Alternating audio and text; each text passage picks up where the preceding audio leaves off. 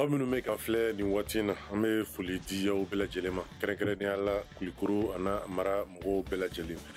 bi an bɛ araba la juin kalo tile 24 san 2020 an bɛna kunnafoni minnu walawala aw ye bi olu de filɛ nin hali bi jamana politiko kibaruyaw ye ka taa se ɲina ijiko kibaruya ye minnu sɔrɔ ka bɔ Arabi Saoudite olu ka bɔlɔlɔ kunnafoniya siratigɛw la ni aw ka kunnafoni kɛnɛ sigilen ye. Mali politiko gɛlɛyaw la halisa Afriki keleya tɔnba ni ale bɛ wele nanzarakan na ko Union Africaine ale fana ye laseli sɛbɛn dɔ bɔ min bɛ a ka kumasiri yira jamana in kibaruyaw la nin waati in na farafinna tilebiyanfan nafolo cɛlijɛkulu ni ale ye CEDEAO ye olu bɔlen kɔ an ka jamana kɔnɔ Afriki keleya tɔnba olu ye laseli kɛ tɛnɛndon juin kalo tile 22 san 2020 k'u ka njeta yira min ni o ye jamana kibaruyaw ye nin waati in na o laseli in kɔnɔ min ni o ye Union Africaine ɲɛmɔgɔba ye Musa Faki Mahamat ale b'a yira ko nin waati in na k'olu jɔrɔlen don kosɛbɛ ka d'a kan jama lajɛba min bɛ ka kɛ jamana kɔnɔ min daminɛna juin kalo tile 5 ka na se juin kalo tile 19 ma a ko u bɛ foli kɛrɛnkɛrɛnnen kɛ ka ɲɛsin min ni o ye jamana kɔnɔden minnu ni olu bɛ ka bɔ ka d'a kan nin bɔli in bɛɛ lajɛlen kɛra k'a sɔrɔ baasi ma maa si sɔrɔ a ko a b'o foli lase welebaw ma a ko nka u bɛ min ɲini jamana kɔnɔdenw fɛ ko kumaɲɔgɔnya u ka se ka tɛmɛ an ni ɲɔgɔn cɛ min b'a to basigi o bɛ se ka na jamana kɔnɔ walasa sabali bɛ se ka don jamanaden bɛɛ lajɛlen dusukun na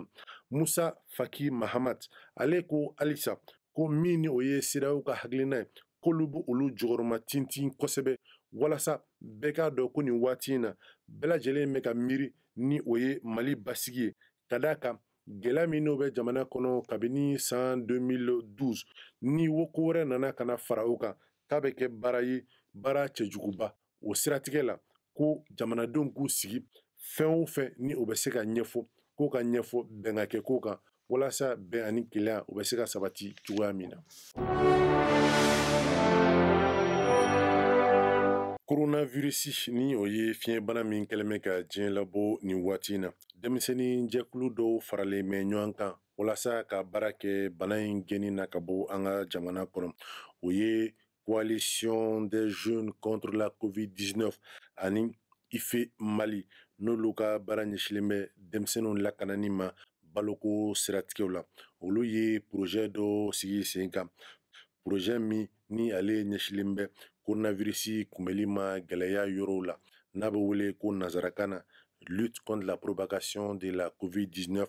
dans les communautés vulnérables au Mali daɲɛ surunna sa CG COVID-19 ni projet in ale koromokarili baaraw kɛra jumadon tɛmɛnen u yɛrɛ dagayɔrɔ la Bakɔ Jikɔrɔni an bɛ aw ladɔnniya k'a fɔ ko nin projet in sigilen bɛ san 5 kɔnɔ min ni a daminɛna n'an yɛrɛ san juin kalo san 2020 a musakaw bɛɛ lajɛlen sa o bɛ taa jɔ fo miliyɔn 19 la projet in kolomo karili baaraw kɛra jumadon tɛmɛnen u yɛrɛ dagayɔrɔ la Bakɔ Jikɔrɔni k'a yira u la ko projet in k'ale bɛ baara san 5 kɔnɔ k'a daminɛ ɲinan yɛrɛ juin kalo in na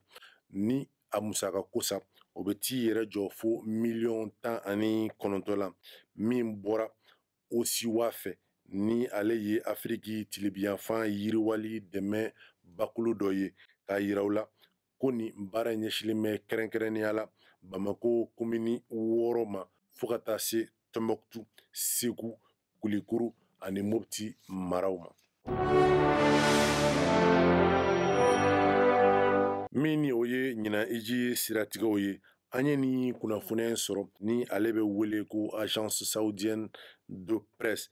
Arabi Saoudite kunnafoniya soba fɛ ni ale bɛ kunnafoniya min di ko ɲina iji ko jamanatɔw sen tɛna ye ɲinanta in kɛnɛ kan ka sababu kɛ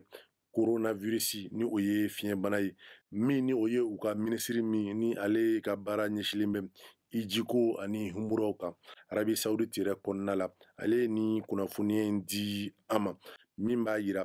ko ɲina iji ko ni ala sɔnna ale bɛ kɛ ale ni coronavirus o kɛlen bɛ ka diɲɛ labɔ cogoya min na ko nka dunan wɛrɛ de tɛ bɔ diɲɛ fan wɛrɛ fɛ ni ka ye a kɛnɛ in kan a ko a kɛnɛ in dɔrɔn kan diɲɛmaa minnu ni olu sigiyɔrɔ bɛnnen bɛ nin waati in na arabi sawuditi ma k'olu dɔrɔn de bɛna wele ka taa nin hiji in kɛ u ko maa 1,000,000 ɲɔgɔnna k'olu de bɛ ye nin kɛnɛ in kan hakilina jiginna an bɛ a yira o la ko magankɔnɔ ɲina min ni o ye humura o ma se ka kɛ ka sababu kɛ coronavirus min ni ale kɛlen bɛ ka diɲɛ labɔ ka sababu kɛ o ye o siratigɛ la ko walasa bana in kana carin kosɛbɛ u kɛlen bɛ ka ɲina hiji k'ale damakɛɲɛ ni k'a bɛn maa minnu ni olu bɛ arabi sawudi dugu kɔnɔ nin waati in na ka bɔ diɲɛ fan bɛɛ fɛ.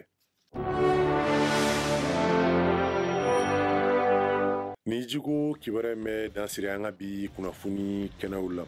hakilina jiginna nin baara bɛɛ lajɛlen sigira sen kan ala ni ANCD ni AMAPU ka bolodi ɲɔgɔn ma baaraw ye an bɛ dugawu kɛ a k'an bɛn waati wɛrɛ nin kɛnɛ kelen kan.